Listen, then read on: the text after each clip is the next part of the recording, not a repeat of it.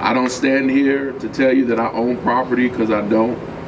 I stand here to tell you that I'm a renter, just like everyone that's behind me and most of our Pasadena people in front of me. The sad thing that we continue to face is that we have people that we continue to put in place that overlook our voices and overlook what the community says that the community wants. It's that the community says it wants rent control because we ultimately cannot afford to live here.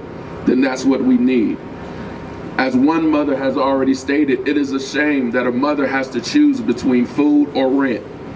It is a shame that a mother has to choose between clothes or rent. It is a shame that a mother has to choose between having its lights on or paying its rent. It's a shame. Now let me tell you a personal story. My personal story is 4 years ago, I had to move my parents out of Pasadena.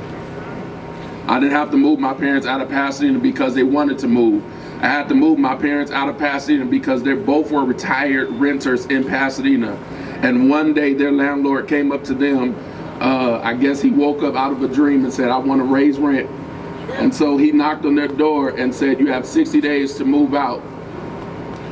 And my father, who has never missed a payment, who has worked, the hardest working man I ever seen in my life, woke up every single day at 4 o'clock to be at work at 6 o'clock, to go to work in construction, to pay rent and to survive and to help his family survive.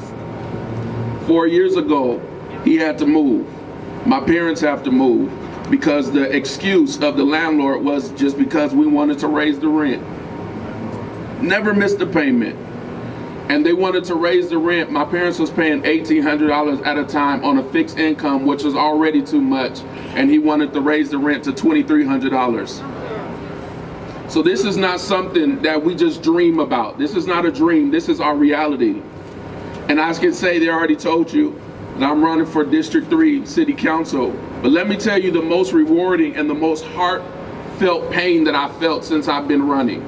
That I've set up and I've knocked on these doors in our neighborhoods, and I've knocked on our community doors and our neighbors' doors. And one of the worst things that I can see is the conditions that our families are living in. The conditions are not healthy. Whether you believe it or not, whether you like to see it or not, they're not healthy. And it's so wondering why we still continue to see violence in our communities, because our parents can say, well, am I going to make sure my kids are making good grades, or am I going to put a roof over their head? It's a tragedy that we are living in. And so my thing is this: I don't need you to do a bank check. I need you to do a heart check. You have to do a heart check. And when you do the heart check, the real reality that we are facing is, do we want to continue to have families move away from Pasadena?